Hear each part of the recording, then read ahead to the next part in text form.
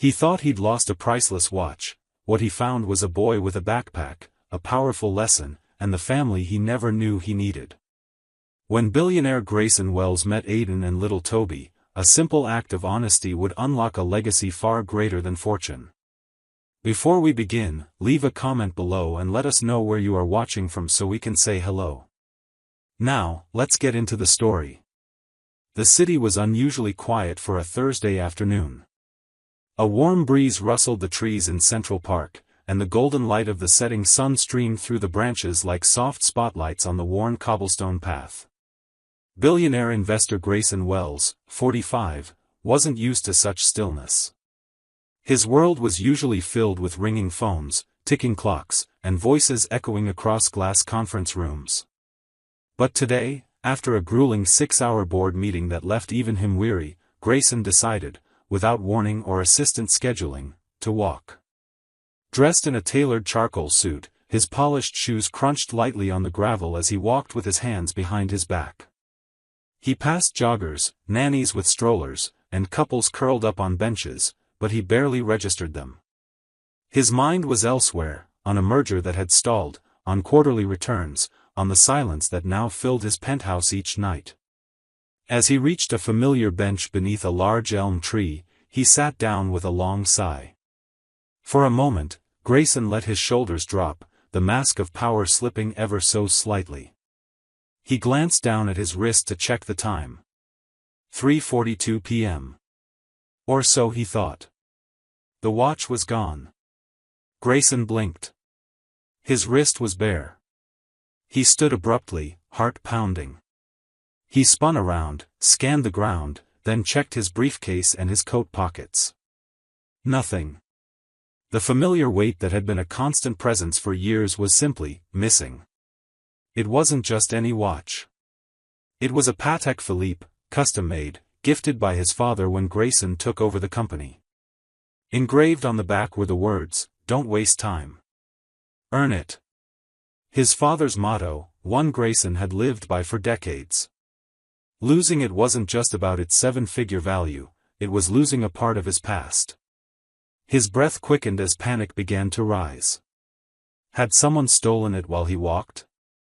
Had it slipped off when he paused to answer that email? 1,000 possibilities swirled in his mind. For a man who built empires by controlling outcomes, this randomness was maddening. He retraced his steps in his mind. The meeting. The car ride. The walk in the park. He had sat down on that wooden bench by the old oak tree, the one just past the duck pond. He had glanced at the time before checking messages. That was it. That had to be where it happened. Without hesitation, he grabbed his coat, snatched a small tactical flashlight from the drawer near the door, and headed back down to the street. The driver looked startled when Grayson insisted on walking. "Sir, I can drive you." "No time." "Stay here," Grayson barked, already moving at a near run-down 5th Avenue toward Central Park. The evening crowd had thinned, and the city was shifting into its night rhythm.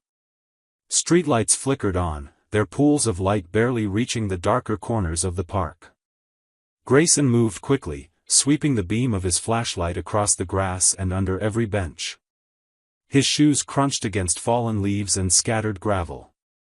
The deeper he went, the more desperate he felt. This wasn't about losing something expensive, he could replace that in a phone call. This was about losing the one thing that still tethered him to his father, a man whose stern voice and quiet wisdom had guided him more than he cared to admit. He reached the bench, the same one he'd sat on earlier that day. He crouched, sweeping the flashlight underneath, around, behind. Nothing. "Damn it," he muttered, fingers trembling as they sifted through patches of dirt and damp grass. A jogger passed and gave him a strange look, but he didn't care. His breaths came fast now, fogging in the cool air. His pulse thudded in his ears. Just as he began to stand up, something caught the light in the distance. Just ahead, near a cracked wooden bench beneath a towering oak tree, something stirred. Grayson slowed. His breath caught when he saw them, two small figures barely visible in the shadows. One was crouched over an old, worn-out backpack, his thin frame curled protectively around it. The other, a smaller child, sat cross-legged beside him, dozing lightly with his head against his brother's shoulder. Grayson approached cautiously, not wanting to frighten them. As he drew closer, the older boy turned his head sharply, alert but calm. He couldn't have been more than 10, skinny, with shaggy hair and dirt smudges on his cheeks. His eyes were sharp, too old for his age, filled with something Grayson recognized but hadn't seen in years, quiet resilience. "Hey there," Grayson said gently, crouching a few feet away to meet the boy at eye level. "I'm not here to hurt you. I lost something. A watch. I think it might have fallen somewhere around here." The older boy flinched but didn't run. His dark eyes locked onto Grayson's, wary yet steady.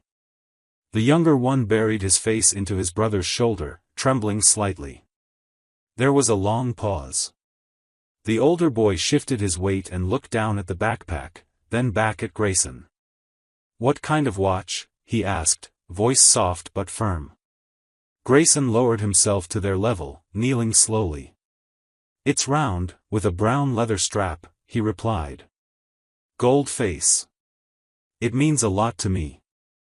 The older boy studied him, then slowly turned to his backpack. With deliberate care, he reached for the zipper. Grayson noticed how his small fingers trembled, not with fear, but from the cold. The boy pulled it open and gently reached inside. From within the frayed bag, he drew out a sock, rolled carefully. He unwrapped it slowly, revealing the unmistakable glint of polished gold. Grayson's breath caught. It was his watch. The boy didn't offer it immediately. Instead, he placed it in his lap, his fingers still resting lightly on it. "I was going to bring it to the police," he said. "But we didn't know if they'd believe us." The younger boy peeked up from his brother's side, his face smudged but curious. He pointed at the watch. "He wrapped it so it wouldn't get scratched," he whispered, proudly. Grayson stared at the two boys. Despite their ragged clothes and dirt-streaked cheeks, they hadn't run, hadn't hidden, and hadn't tried to pawn what could have fed them for weeks. "Why didn't you sell it?" Grayson asked quietly, more to understand than accuse. The older boy finally replied softly, "Mom always said, never take something that isn't yours, no matter how much you need it." Grayson blinked, stunned by the simplicity of it. That sentence hit harder than any business loss or betrayal he'd ever known. His watch, his father's legacy, had been found by a homeless child, and not only had the boy kept it safe, he hadn't once considered trading it for survival. "Your mom sounds like a good woman," Grayson murmured, swallowing the lump forming in his throat. "She is," the boy replied, gently zipping the backpack closed again. "She's sick right now, but she's still good." There was a long silence between them. The city noises faded, honking cars, distant sirens, dogs barking, as if the whole world had paused for that single moment. "What's your name?" Grayson asked. "I'm Aiden." "This is my brother, Toby," the older boy said. Toby gave a small wave, then leaned into his brother's side, yawning. Grayson looked at them, truly looked. The brothers' clothes were threadbare, their sneakers too small, faces smudged with dirt, but their spirits were intact. These weren't just two lost kids in the park. They were two boys carrying something invisible but powerful, integrity. And here he was, a billionaire surrounded by walls, assistants, and deals, completely disarmed by two children who had nothing but a broken backpack and a mother's lesson. He reached out, gently resting a hand on Aiden's shoulder. "Thank you for keeping it safe," he said. "You did the right thing. Your mom would be proud." Aiden looked away, blinking fast. "I hope so." Grayson's throat tightened. He opened his mouth, then closed it again.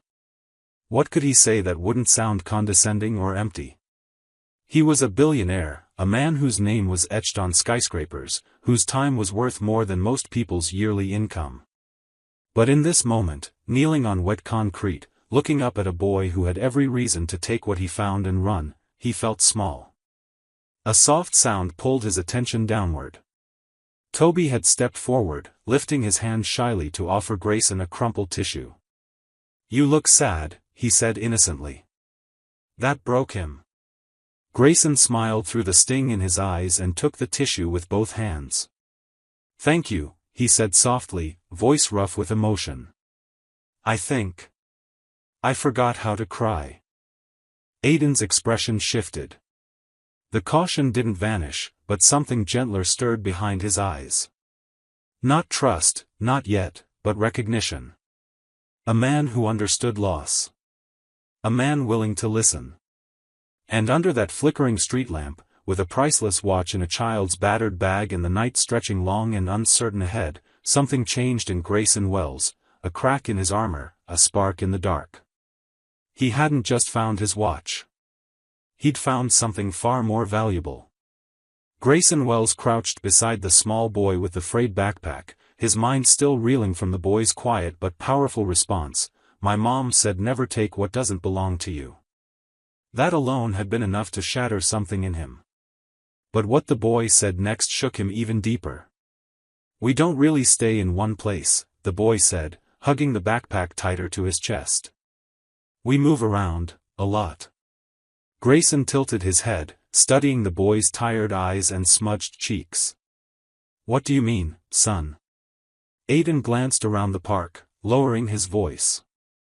"You can't sleep too deeply here. People will take your stuff, sometimes worse. If I stay up, Toby can sleep. Then I'll nap when the sun comes up and people walk their dogs. It's safer then. Toby is 5 and his sister is 5. We take turns staying up. My mom used to, but she's too sick now." Grayson sat back slowly, feeling the full weight of Aiden's words sink into his chest like wet cement. A child, no more than 10, was guarding his younger brother at night because he had no home to protect him. "Where are your parents now?" he asked gently. Aiden swallowed. "Dad left before Toby was born. We haven't seen him since. Mom, she got sick last winter. She worked as a waitress at a diner, but when she collapsed during her shift, they let her go. We couldn't pay rent, and we got evicted." Aiden spoke like someone far older than his years. Every sentence carried the weight of too many responsibilities, too many nights without sleep, and too many things he shouldn't have had to understand. Grayson looked again at Toby, whose tiny chest rose and fell steadily under the thin blanket. "Do you sleep in this park every night?" Aiden shook his head. "We switch spots. Sometimes behind the old church on 5th Street. Sometimes in that broken-down bus near the docks. We try not to stay too long in one place so no one notices us." There was no self-pity in Aiden's voice, only caution, resilience, and a desperate, quiet pride. "We used to have a place. It wasn't big. But Mom always kept it clean. She'd cook pasta and we'd eat on a little table that wobbled. She used to sing while folding laundry. Toby liked that." Grayson felt something twist inside him. These were things he hadn't thought about in years: warm kitchens, mothers singing, the smell of real food. Aiden's voice brought those memories back, fragile and haunting. "What about school?" Grayson asked softly. "We haven't gone since February," Aiden admitted. "Mom said not to worry, that once she gets better, we'll go again. I still read when I can. Sometimes I find old books in those free boxes outside libraries. I read them to Toby at night when he's scared." Grayson didn't know what to say. This boy, barely 10, was a protector, a teacher, a brother, and a caregiver. All while carrying a broken backpack and a burden far too heavy for his age. "Why didn't you sell the watch?" Grayson asked again, almost in a whisper, already knowing the answer but needing to hear it once more. Aiden's fingers tightened on the backpack. "Because it's not mine. Just because no one's watching doesn't make stealing right. And, If I lost something that special, I'd hope someone would bring it back. Toby nodded solemnly beside him, then whispered, Mom would be proud of us, right? Grayson's chest tightened as he looked at the brothers, two boys in threadbare clothes, their shoes too small or too big, their hair unwashed, their innocence still intact. He couldn't look away from the way Aiden stood protectively in front of Toby, one hand slightly in front of his little brother's chest like a shield. Or the way Toby kept glancing at Aiden to copy his every movement, his faith in his big brother absolute. They reminded him of something. Of someone. Of himself, maybe, back before the world taught him that kindness was a weakness and emotions were liabilities. He didn't know when he had started to drift from that version of himself. Perhaps it had been after his father died, or after the boardroom betrayals piled up and forced him to harden. All he knew was that somewhere along the way, the boy who once believed in doing good had turned into a man who only believed in winning. But standing in front of Aiden and Toby, two children who had every reason to give in to desperation but hadn't, Grayson felt something shift. Deep in his gut. Something long buried and almost forgotten. His voice cracked when he spoke again. What's in the backpack besides the watch? Aiden blinked, surprised by the question. Just stuff. Some clothes. A book. And a picture of Mom. Toby unzipped his front pocket and proudly pulled out a crumpled photo. Grayson reached out slowly, touching the edge of the photograph with two fingers. It was faded but still clear, a smiling woman holding both boys, years ago, when things must have been better. There was strength in her eyes. The same kind of strength that now lived in Aiden's voice. He cleared his throat and stood up, brushing his hands against his coat even though there was no dirt on them. The emotion in his chest felt foreign, like a knot he couldn't untangle. He hadn't cried in 20 years. Not at his father's funeral. Not when he made his first billion. But in that moment, something warm and sharp crept up behind his eyes. I'm not mad, Grayson said gently. I'm grateful. Aiden and Toby stared at him in silence, unsure what to make of that. But Grayson wasn't looking for their understanding. He had found his own. For the first time in years, his heart didn't feel like a locked vault. It felt confused. Stirred. And maybe, just maybe, alive again. Now, Grayson stood still as he looked at Aiden, then down at the smaller boy beside him, his younger brother, Toby, 5 years old, with an innocent face and holding his brother's hand so tightly that there was no room for doubt. They were close. They were surviving together. You boys eaten tonight? Grayson asked gently, his voice softer than usual. Aiden looked up, his face guarded. We had some crackers earlier. Grayson nodded, considering. There's a diner a few blocks from here. Open all night. Real food. Hot food. He paused. Can I take you? For a moment, no one moved. The rain from earlier had dampened the air, and the chill settled deep. Grayson could see the hesitation in Aiden's eyes, the gears turning behind those cautious glances. It wasn't fear of him, but fear of what accepting kindness might mean. Fear of disappointment. Of trust being broken again. Aiden's eyes flicked to Toby, who looked up at his brother as if waiting for instruction. Then back to Grayson. What about Toby? Aiden asked warily. Of course, Grayson said. Both of you.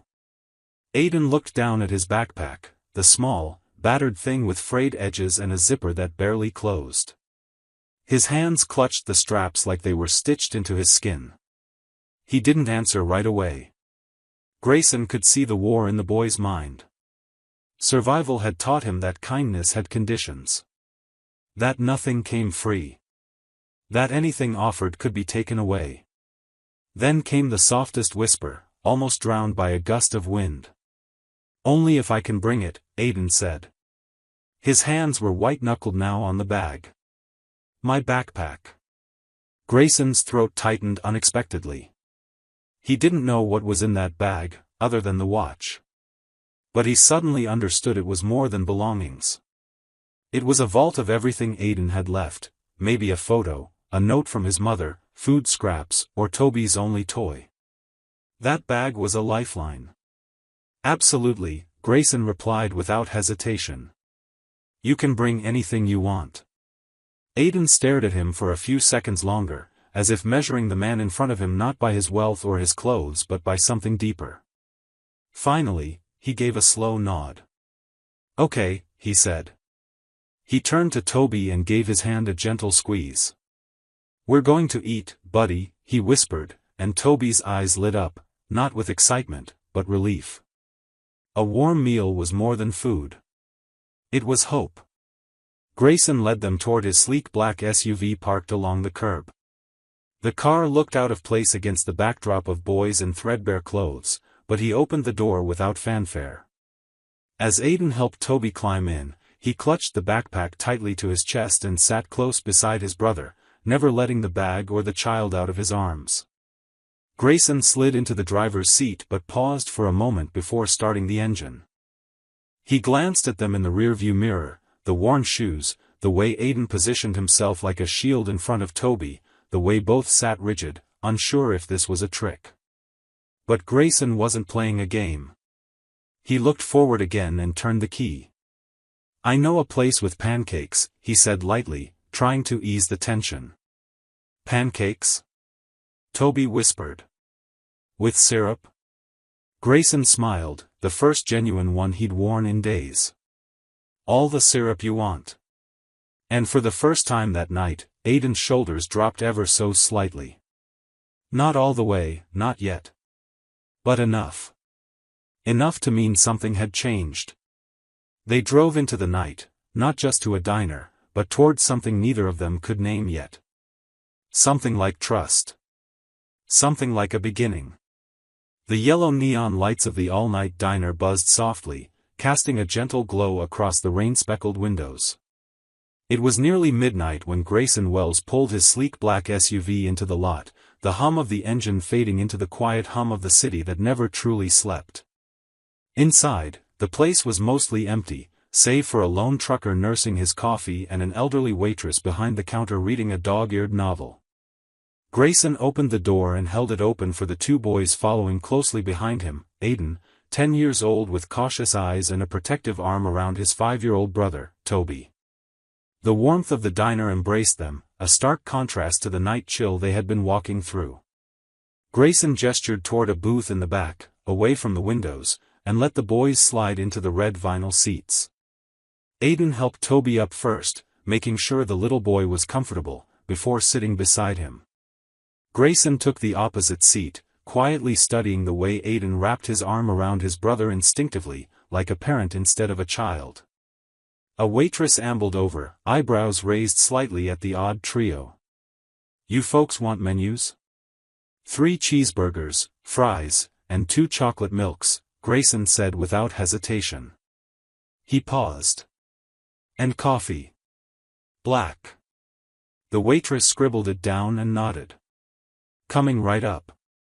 As soon as she left, Aiden looked across the table, his fingers nervously fidgeting with a string hanging from his sleeve. You don't have to buy us food, he said quietly. We're used to skipping.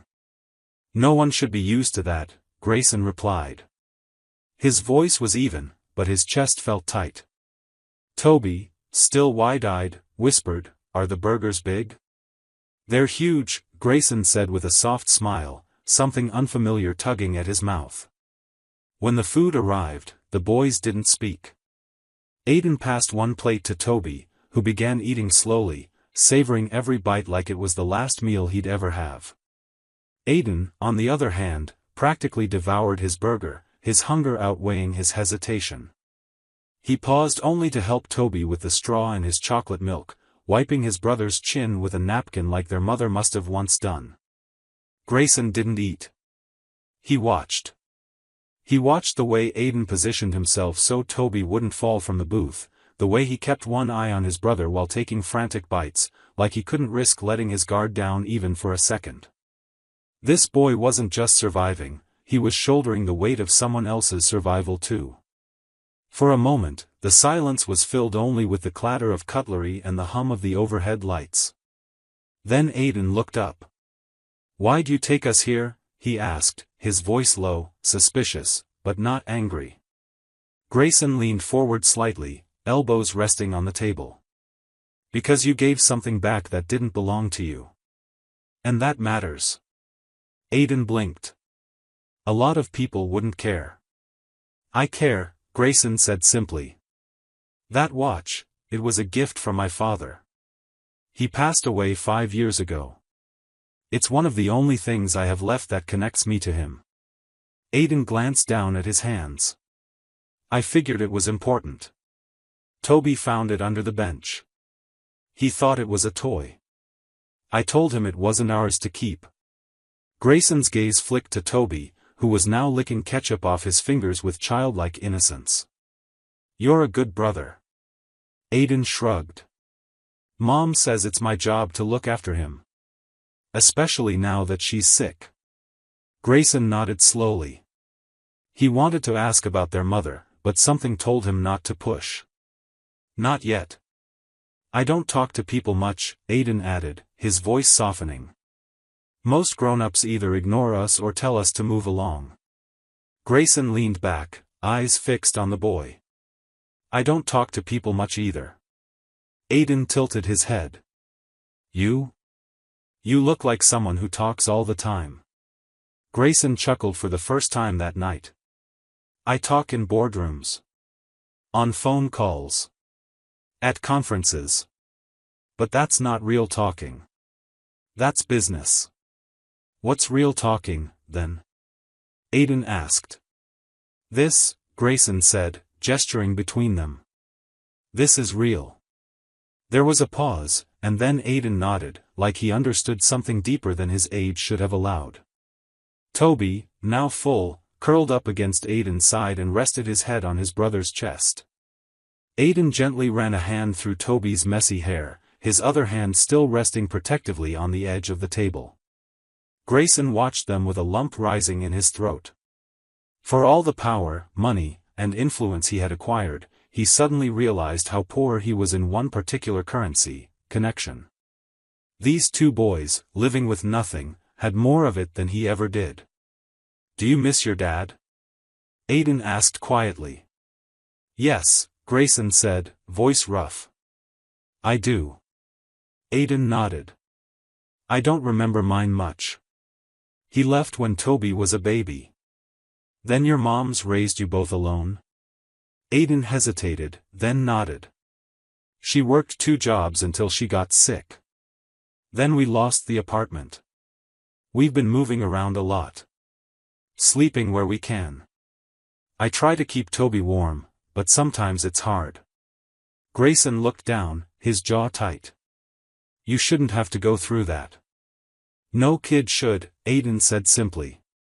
Grayson stared at him, stunned by the weight of the boy's words. This wasn't just a lost child. Aidan was more adult than most of the men he dealt with every day. "I want to help," Grayson said. "Not just with dinner. With everything." Aidan didn't respond right away. He looked down at Toby, who was now dozing peacefully. Then he looked back up. "Just, don't lie to us," he whispered. "I won't," Grayson promised. The booth fell quiet again. Outside, the rain had stopped. The streets glistened under streetlights like silver veins, leading somewhere new. As Grayson paid the bill, he glanced back at the booth one last time. Aidan had his arms around his brother, their small bodies huddled together, finding warmth not in money, but in each other. Something inside Grayson shifted. He had come to find a watch. Instead, he had found purpose. Grayson stood silently by the curb as Aidan, the 10-year-old boy who had returned his precious watch, shifted his weight nervously beside him. In one hand, Aidan clutched his tattered backpack, still protectively zipped shut. In the other, he held the smaller hand of his 5-year-old brother, Toby, who had been trailing behind ever since they left the diner. Toby looked up at Grayson with big, wary eyes, his cheeks pink from the cold. His jacket was too small, the sleeves falling well above his wrists, and the soles of his sneakers had begun to peel. But he didn't complain, not once. He just squeezed Aiden's hand and kept walking. Grayson's chest tightened as he followed them up the chipped steps of a building in the Bronx. The hallways were narrow, the walls stained with age and neglect. The air smelled faintly of mildew and oil. It was the kind of place Grayson had only ever seen in news reports or gritty films, never in real life. Never with children leading him inside. Aiden reached a door marked 2B and fished a bent key out of his sock. He gave Grayson an apologetic look before unlocking it. "It's not much," he muttered. Grayson didn't respond. He just stepped in slowly, blinking against the sudden change in light. The apartment was barely more than a single room. A mattress without sheets lay against the far wall. Beside it, a pile of old clothes had been arranged like a makeshift dresser. There was no table, no couch, no decorations. Just a hot plate on a crate in the corner, a cracked window covered with an old sheet, and silence. Then came the cough. It was low at first, then violent, rattling the walls. Grayson turned toward the source and saw her. Elena. She was curled on the mattress, her skin pale, her face gaunt. Her dark hair, once thick and wavy, clung to her forehead with sweat. She wore 2 sweaters, neither thick enough, and her hands trembled as she struggled to sit up. Aiden rushed over, setting down his backpack and kneeling beside her. "Mom," he whispered, his voice cracking, "I brought someone." Elena's eyes fluttered open. She tried to speak but coughed again, grabbing her chest as her body shook. Grayson stepped closer, slowly, unsure if she would recognize him, or even want to. "Elena," he said gently. She looked up, blinking in disbelief. "Mr. Wells?" Her voice was hoarse, barely audible. "Is that really you?" He nodded. His voice caught in his throat. "Yeah. It's me." Elena tried to sit up straighter, pushing herself up with trembling arms. "I'm sorry," she said, embarrassed. This isn't how I thought we'd meet again." "You shouldn't be apologizing," Grayson said quickly. "I should be. All of this." He looked around the room, the emptiness, the cold, the desperation tucked between every corner. This wasn't just about a lost job anymore. It was about what his company, his choices, had cost her, and her children. "How long have you been here?" he asked quietly. Elena's eyes drifted toward Aiden and Toby, who had now curled up beside her, trying to keep her warm with their small bodies. "Almost 2 years," she whispered. "After I got laid off, it all went downhill so fast. I tried temp jobs, but my health started failing. Aiden's been doing his best." At that, Grayson turned to the boy. Aiden stared at the floor, shoulders stiff. "I didn't want to tell anyone," he said, barely audible. "I thought if people knew, they'd take us away from her. And she needed us." Grayson walked over and knelt beside him, placing a steady hand on the boy's shoulder. "You shouldn't have had to carry all of that," he said, voice thick with emotion. "You're just a kid." Aiden didn't reply, but his shoulders finally relaxed under Grayson's hand. Toby leaned his head on his mother's arm and spoke softly. "We saved your watch, in the sock, so it wouldn't get scratched." Grayson smiled faintly, then looked back at Elena. "I want to help," he said. "Right now. No red tape, no questions. You need a doctor. These boys need heat, food, a real bed. Please let me do something." Tears welled in Elena's eyes. "I can't ask you for." "You're not asking," he cut in gently. "I'm offering. Because that boy gave me something I thought I lost a long time ago: honor, kindness, and a reason to care." She looked down at her sons, one on each side of her, and then back at the man who used to be a distant figure in a corporate tower. "Okay," she whispered, nodding. "Okay." Grayson stood and pulled out his phone. "I'm calling my driver. We're taking you to a clinic I trust." "But my stuff," Aiden started. "You can bring it," Grayson said. "Everything. Especially that backpack." The boy blinked, surprised. "Really?" "It saved more than just a watch tonight," Grayson replied. 10 minutes later, they were in the back of a sleek black SUV. Elena leaned against the seat, finally breathing easier with the heater blowing gently across her face. Toby had fallen asleep on her lap, and Aiden sat beside Grayson, still clutching the backpack but no longer holding it like a lifeline, more like a memory. Grayson stared out the window as the city lights blurred past. So many times he had driven through these streets and never noticed who lived behind the windows or slept beneath the scaffolding. He glanced down at Aiden. "Do you like science?" Aiden looked up, surprised. "Yeah. I wanted to be an engineer once." Grayson smiled faintly. "Once?" "I don't know," Aiden mumbled. "Dreams don't always fit when you're trying to keep your little brother warm." Grayson's heart ached. He reached over and gently patted Aiden's backpack. "Well, let's make room for that dream again." For the first time, Aiden smiled, a real one. And for the first time in a long time, Grayson felt like he was exactly where he was supposed to be.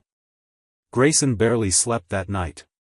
He sat in his high-rise penthouse apartment, looking out at the New York skyline as the city buzzed far below.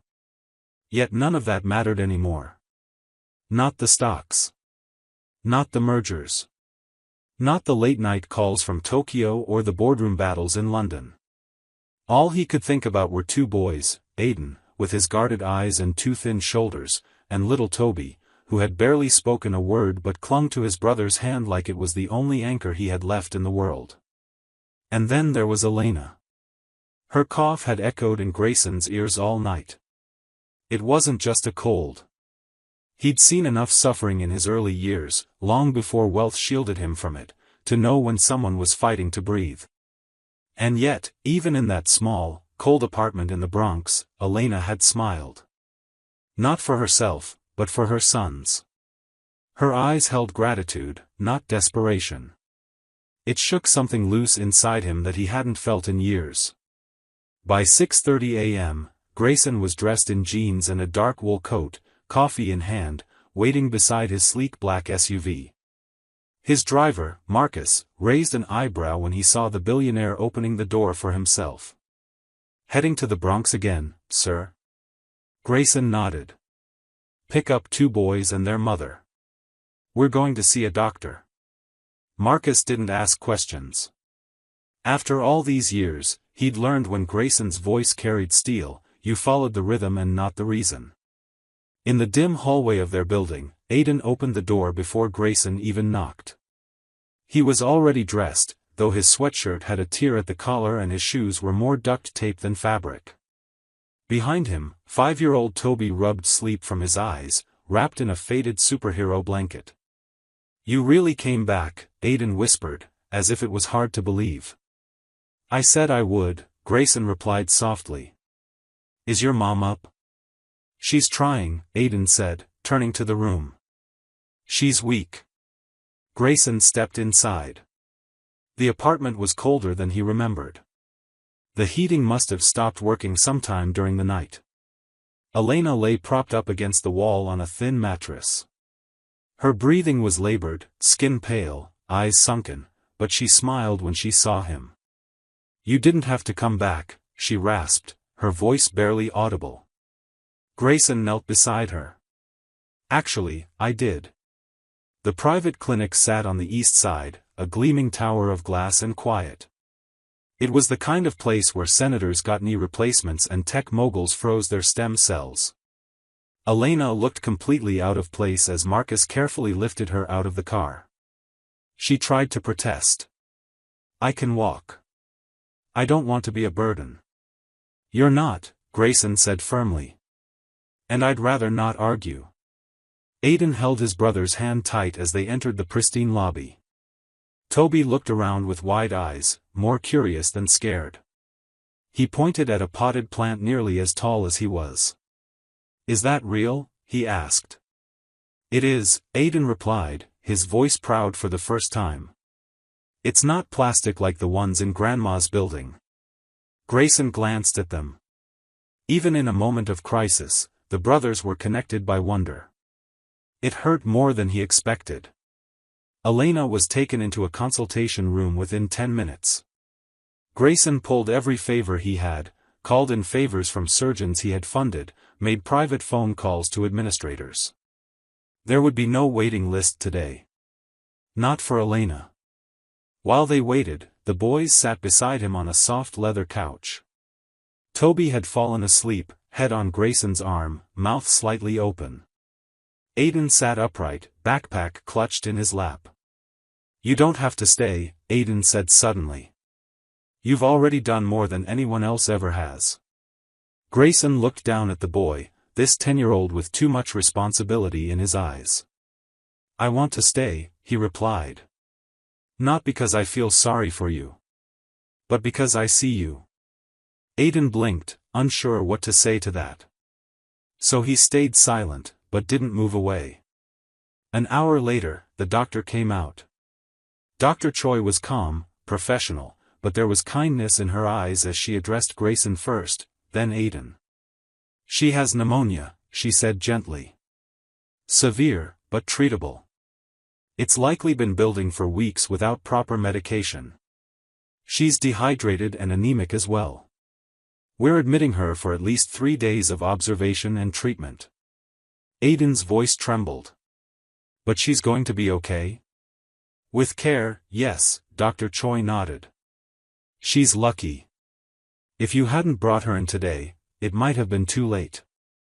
Aiden sat down heavily, shoulders shaking.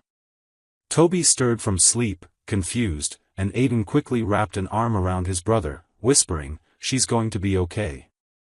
Mom's gonna be okay." Grayson felt something tighten in his chest. It wasn't business. It wasn't logic. It was something far older, something human. They visited Elena later that day. She was in a real bed now, warm and hooked to 4 fluids, her color slowly returning. Her eyes lit up when she saw her sons.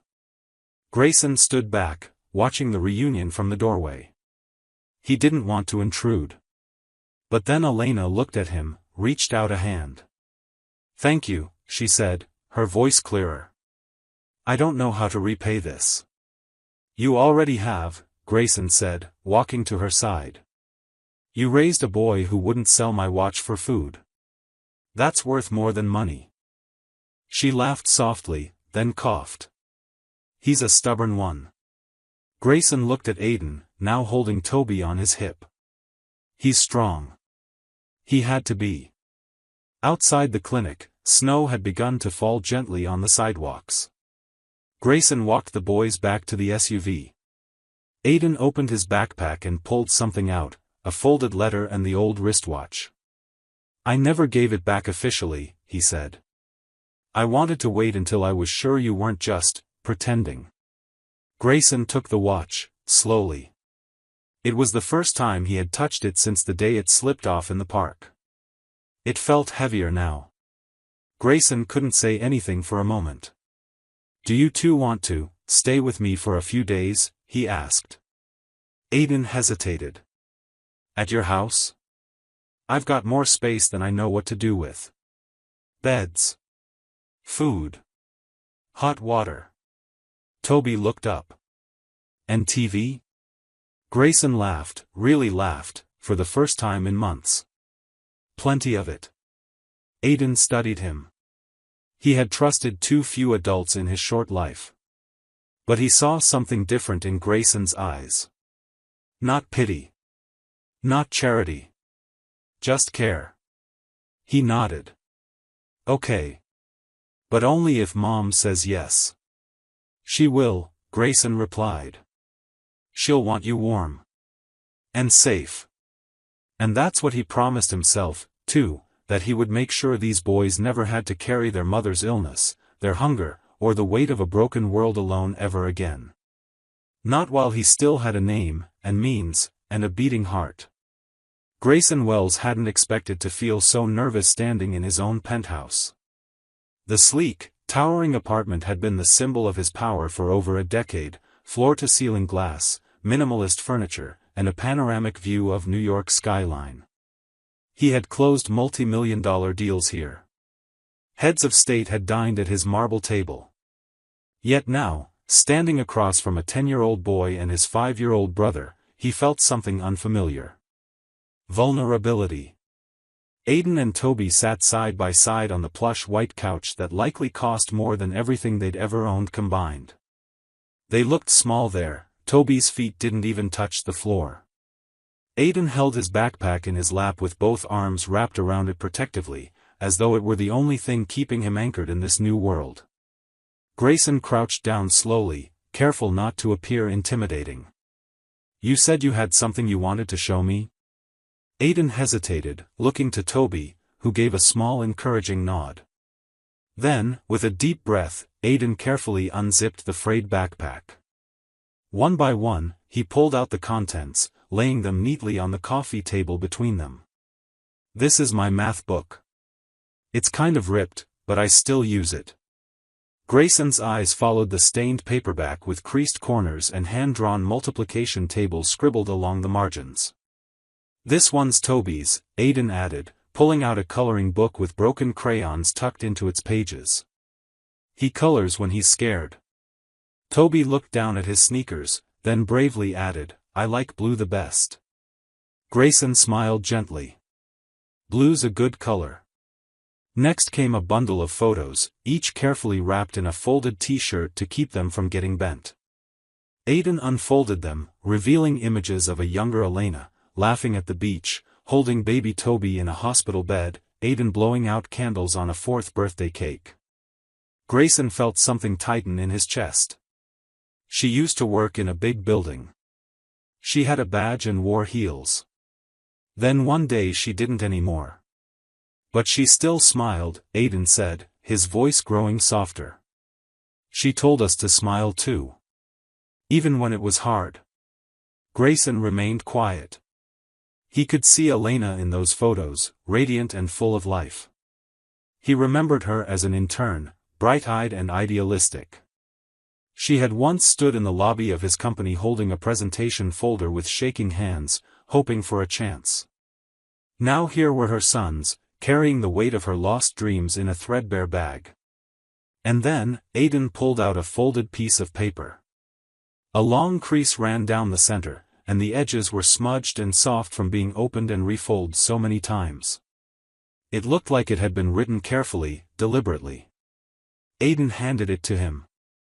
"I wrote this, in case we ever found the man who lost the watch.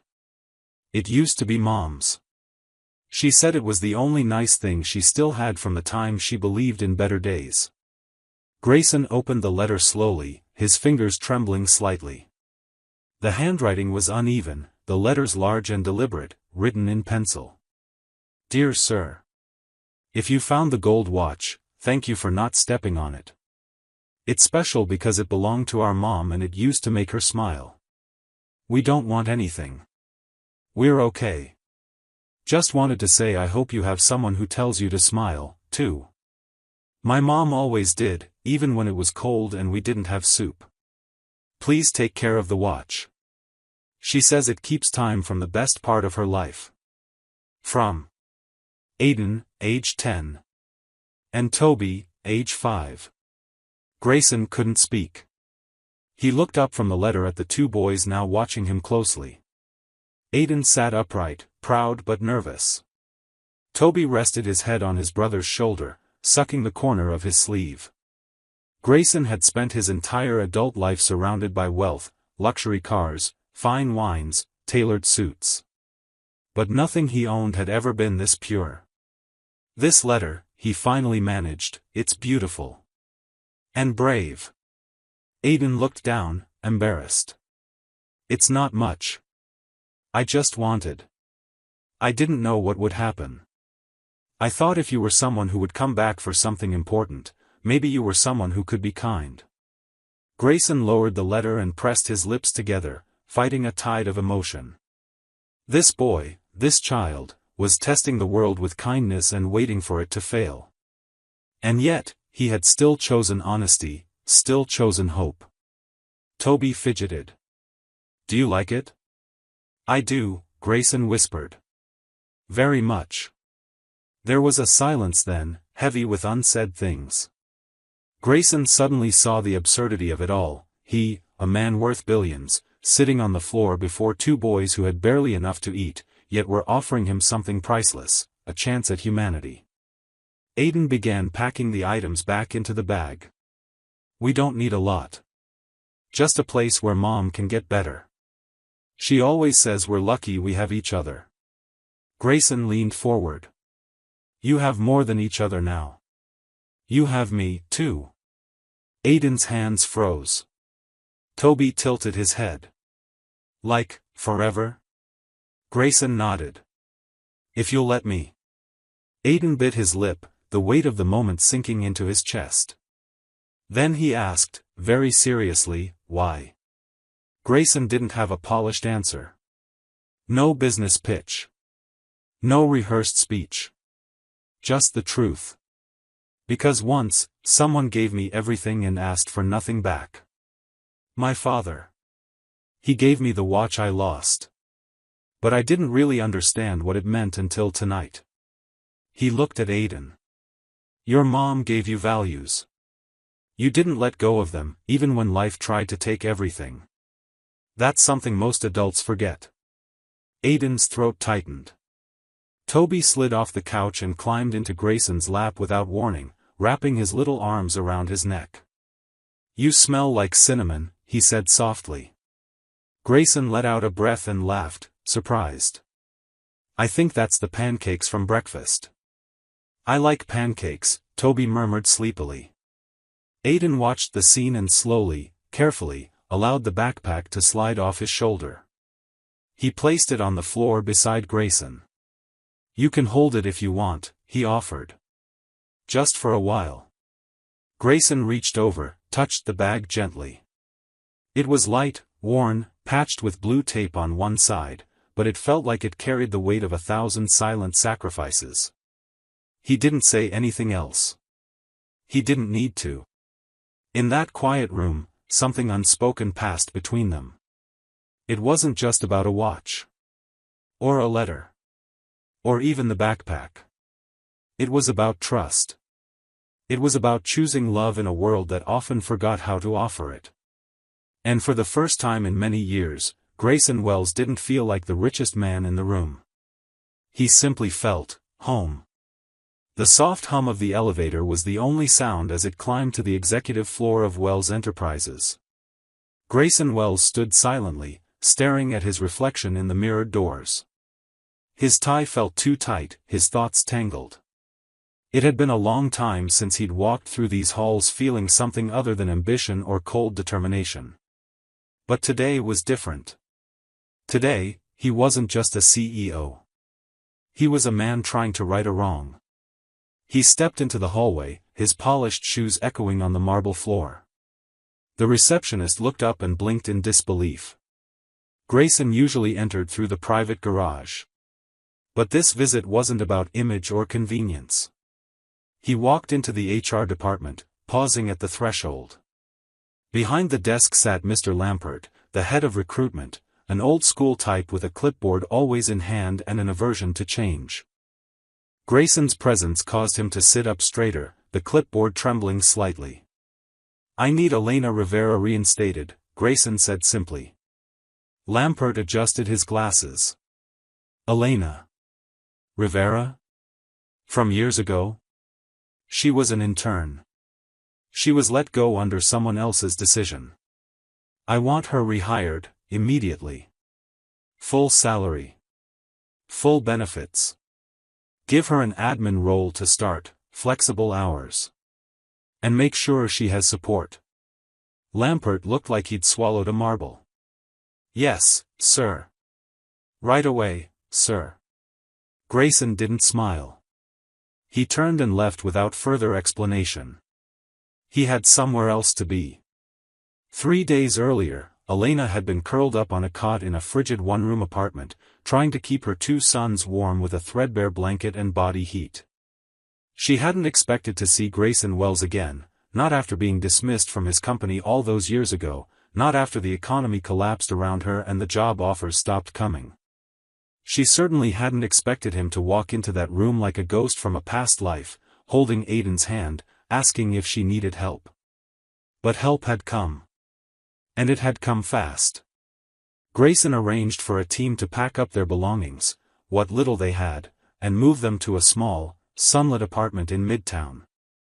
It wasn't extravagant, but it had heat, clean sheets, and windows that actually locked. For the first time in months, Aiden and Toby didn't have to share a single pillow. On their first night there, Grayson showed up with a box of takeout. Elena was too stunned to speak, and Aiden, always the protector, stood guard while little Toby ran in circles shouting, "We have a couch." Over dinner, Grayson asked questions. About their routines. Their needs. Their dreams. "I want to be an engineer," Aiden had said quietly, barely meeting his eyes. "I like to build things. I fix stuff. Like your watch." Grayson didn't speak right away. He just nodded. Then he turned to Toby and asked what he wanted to be. "I want pancakes," Toby declared, his face sticky with sauce. Grayson laughed for the first time in days. Now, as Elena stood outside the building that once let her go, her hand trembled against the polished brass door handle. Aiden held her left hand, and Toby clung to her coat with the other, his face buried in the fabric. "You don't have to do this, Mama," Aiden said, sensing her anxiety. She looked down at her sons and smiled. "Yes. I do." Grayson was waiting for them in the lobby. He was dressed impeccably, as always, but there was a gentleness in his eyes that Elena hadn't remembered from before. Maybe it had always been there, buried under layers of armor. "Ready?" he asked. Elena nodded. "I think so." He led them upstairs, personally walked her through the office, introduced her to her new team, and gave her a card with his private number.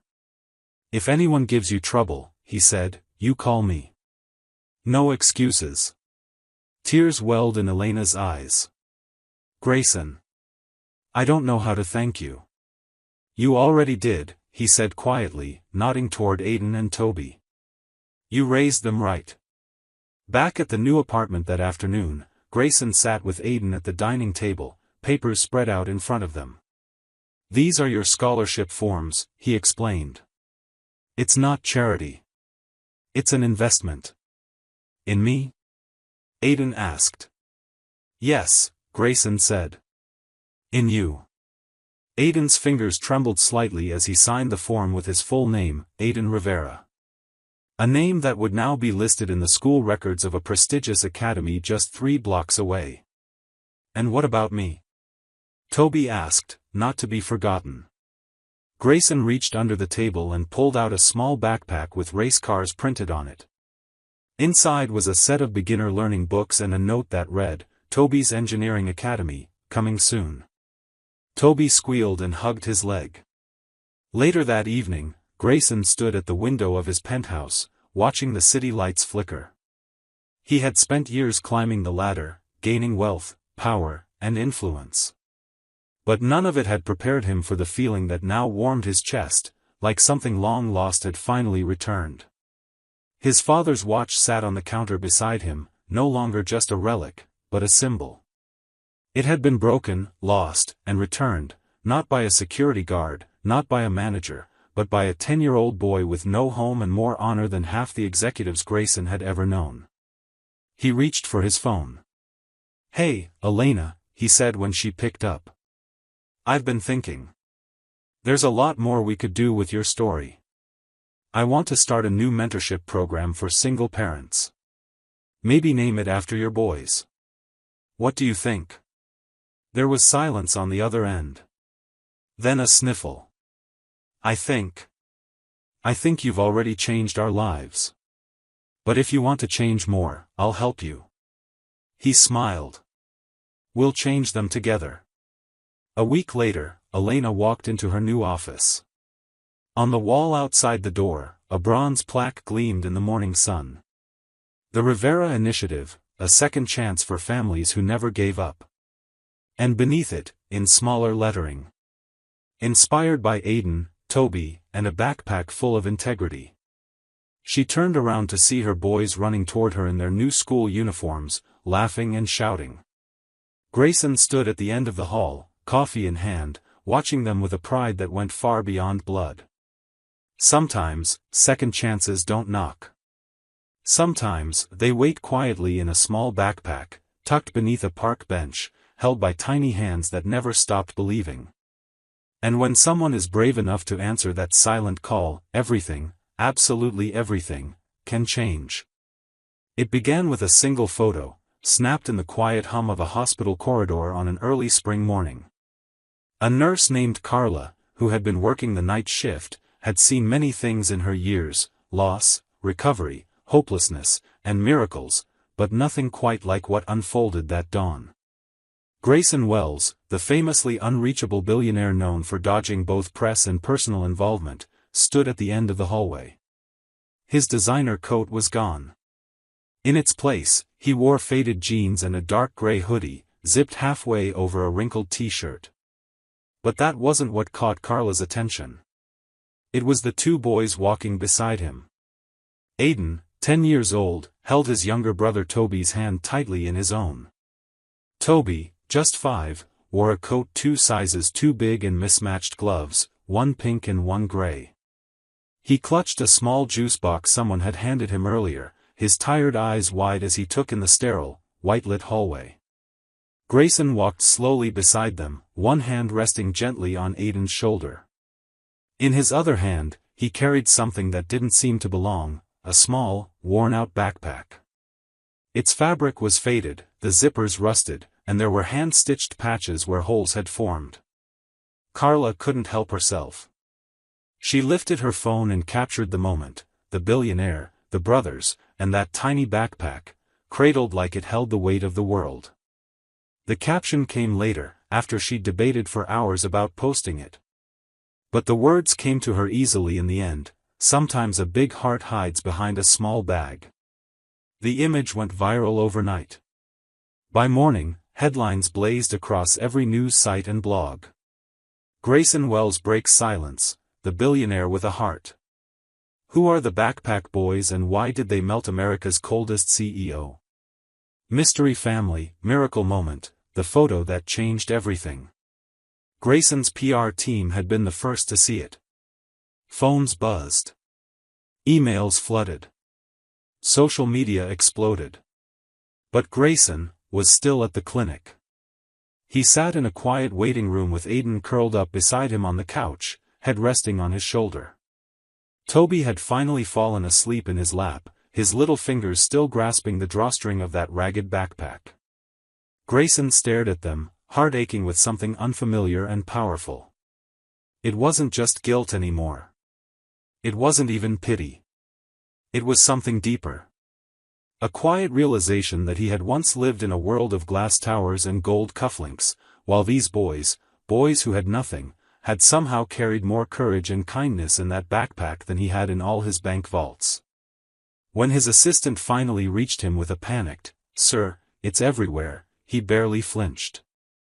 "I figured," Grayson muttered, his voice calm. "Let it be." That surprised everyone. For years, Grayson had been known to sue at the hint of unauthorized photos. But now he sat with a sleeping child in each arm, watching the photo light up the world, and all he could think was, maybe people need to see this. Elena, their mother, was improving. After days of treatment and rest, she had finally managed to sit upright. She cried when she saw the photo, not from shame, but from pride. "That's my boys," she whispered, voice hoarse. "And that man, he saved us." She wasn't talking about money or hospitals. She meant something else. The moment Grayson returned that watch, untouched and unclaimed, to his wrist, and Aiden had said, Mom told us never to take what isn't ours, everything changed. Toby had followed his big brother faithfully, even when it meant sleeping under a bridge or skipping dinner so Aiden could eat. They had trusted their mother's teachings even in the darkest days. And that, somehow, had brought them here. The world couldn't get enough of the story. One segment on a national morning show played a loop of Carla's photo while narrators speculated about Grayson's change of heart. Another talk show even invited experts to discuss whether this was a publicity stunt or a redemption arc. But for Grayson, it wasn't about image. It was about healing something broken. Reporters camped outside his building. Paparazzi tried to follow his car. He had never been more famous, and he had never cared less. What he cared about was the way Aiden now smiled with both his mouth and his eyes, and how Toby had stopped flinching every time someone new walked into the room. It was the small things, sharing pancakes with them in the morning, hearing Elena hum an old lullaby as she cooked, watching the boys race each other in the hallway, their laughter echoing off marble floors that had once felt sterile and cold. That backpack, still patched and faded, sat on a shelf in his study. Grayson refused to replace it. "It holds more than just things," he told Elena one evening. "It held your boys' honesty. Their story. Their strength." Elena smiled gently. "It also held a sandwich Toby didn't want to share," she laughed softly. "But I think he's learning." Eventually, Grayson issued a public statement, not to deny or spin the story, but to honor it. In a televised interview, he said, "That watch reminded me of who I was. But Aiden and Toby reminded me of who I could still be. They didn't need my money. They needed to know someone still believed in them. And I needed to remember what trust looked like." He paused, then added, "Sometimes you meet people who change your story in ways you never saw coming. These boys did that for me. And I'll spend the rest of my life making sure they have every chance to write their own." The interviewer wiped away a tear. So did half the audience. Soon after, Grayson launched the Backpack Promise, a non-profit dedicated to supporting homeless families, focusing on dignity, education, and long-term housing. The first scholarship granted went to Aiden, who had told Grayson he wanted to be someone who fixes broken things. Like watches. Or people. Toby, ever the joker, added, "I just want to own a whole pizza. Just for me." Grayson chuckled. "We'll start with that."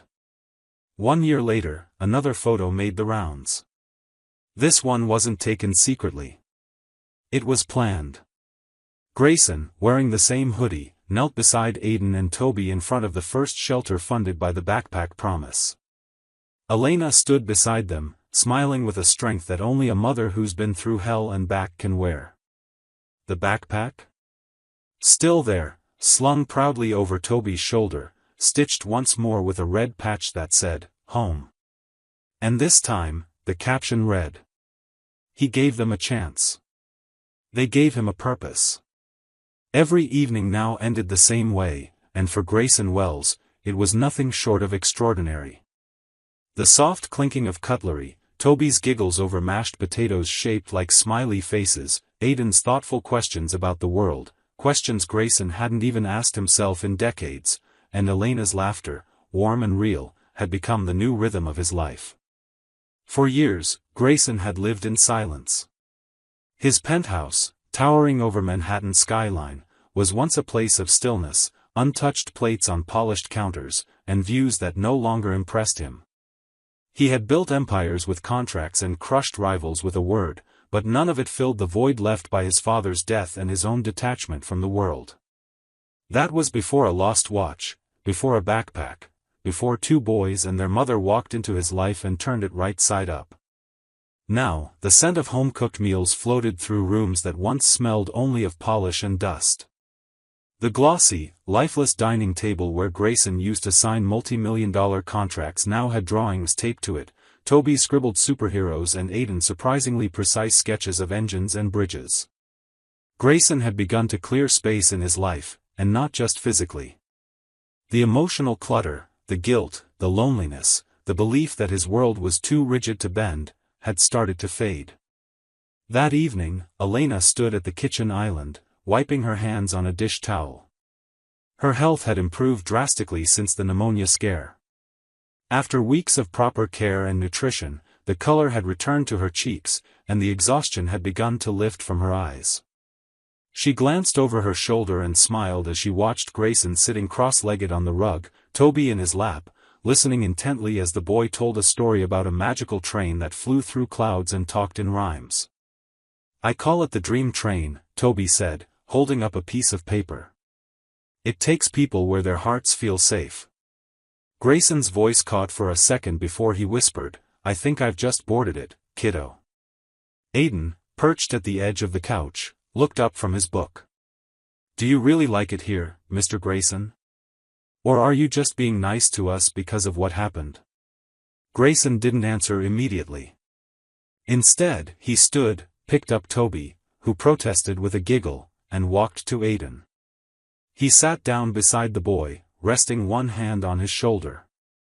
"I didn't know I could miss a life I'd never lived," Grayson finally said. "But I missed this. I missed you. All of you. And I didn't even know it." Aiden's lower lip trembled. It was the first time someone had spoken to him like that. Not like he was a burden, or a charity case, or just another kid trying to survive the city's cold corners, but like he mattered. Like his existence made someone else's world better. "Do you mean we're staying?" Aiden asked, his voice barely above a whisper. Grayson didn't hesitate. "You're not guests. You're family now." Elena's hand flew to her mouth. She had been holding that breath for weeks, afraid to hope. She had told herself not to depend on kindness, especially from someone so powerful and distant. But Grayson had never once made them feel small. He never dangled his wealth like a leash or demanded anything in return for what he gave. He listened. He asked. He remembered. He cared. They had once lived in fear, fear of being found, of being left behind, of becoming invisible. But Grayson had done the most powerful thing someone like him could do, he saw them. Later that night, after the boys had fallen asleep, Toby curled into Aiden's side with his hand still gripping his brother's hoodie. Elena stepped onto the penthouse balcony. Grayson stood there already, a glass of water in hand, staring out over the glittering city. "They're sleeping?" he asked without turning. "Like angels," she replied softly. "They trust you." He turned then. "Do you?" Elena hesitated. Not because she didn't, but because trust had always come at a price. But Grayson had never asked for more than she could give. And more than anything, he had shown her what a second chance truly looked like. "I'm learning to," she said honestly. "And that's more than I've been able to say in a long time." He smiled at that, slow, quiet, content. Then he reached behind him and picked up a framed display, handing it to her. It was the watch. His father's watch. Now cleaned and carefully set behind glass. Next to it, a letter. Handwritten. In Aiden's unmistakably careful print. "Dear Sir. If you are reading this, I found something that belongs to you. I didn't take it, I just kept it safe. My mom says we don't take what isn't ours, even if we need it bad. I hope you find it, and I hope you're nice. From Aiden, age 10. Elena clutched the frame, her eyes stinging. "I didn't know what to do with it at first," Grayson said. "But I realized, it's not just about the watch. It's about what it survived. What it witnessed. It came back to me through your son's integrity. And I want the world to remember that." She looked up at him, confused. "I'm launching a foundation," he continued. "The Backpack Trust. Named after Aiden's bag. It'll help kids who fall through the cracks, just like he almost did. Kids with good hearts and impossible odds." Elena gasped. "You're serious?" He nodded. And I want you to run it. Her breath caught. Me? You've lived it. You fought through it. And you have the compassion that I never had until I met you. Tears spilled down Elena's face as she shook her head, overwhelmed. Grayson, this is. I don't know what to say. Then don't, he said. Just say yes. She looked at the watch, the letter, and then back at him. Yes. The official launch of the Backpack Trust took place on a rainy spring afternoon, symbolic, Elena thought. Rain had once meant shelterless nights, cold toes, and fear. But now it meant renewal. Aiden stood beside Grayson on stage, dressed in a little suit he didn't quite fit into, with his wild hair combed down as best as possible. Toby was in Elena's lap in the front row, holding a mini American flag someone had handed him, which he promptly used as a makeshift airplane. When Grayson gave his speech, he didn't talk about profits or projections. He didn't speak of boardroom triumphs or business empires. Instead, he told the story of a lost watch, and a boy with a small backpack. He ended with, sometimes the biggest change comes in the smallest package. I lost something valuable, but I found something priceless. The applause was thunderous. Back home, that evening was quiet again. Just the five of them, Grayson, Elena, Aiden, Toby, and the future. Toby had fallen asleep on the couch with a piece of cornbread still in his hand. Aiden was building something with Legos that looked suspiciously like a model of the Empire State Building. Elena was journaling, something Grayson had encouraged her to do to process everything they'd been through. And Grayson? He was just watching. Just taking it in. His phone buzzed with a new business proposal. He ignored it. Instead, he picked up a crayon and sat beside Aiden. Need help with the top floors? Aiden grinned. Only if you promise not to knock it over this time. Deal. As they built, piece by piece, block by block, Grayson thought about the foundation of everything that mattered now. Not wealth. Not status. But moments like this. Chosen family. Earned trust. Love without condition. He looked at Aiden. He looked at Toby, who snored softly. He looked at Elena, who met his gaze and smiled, eyes brimming with peace. This was legacy. And it had all started with a backpack. We'd love to hear what you think. Drop a comment below and rate this story from 10 to 100. Tell us where you're watching from too. Make sure to hit that subscribe button and turn on the notification bell so you never miss a story. And if this touched your heart, check out more uplifting videos by clicking on the end screen now.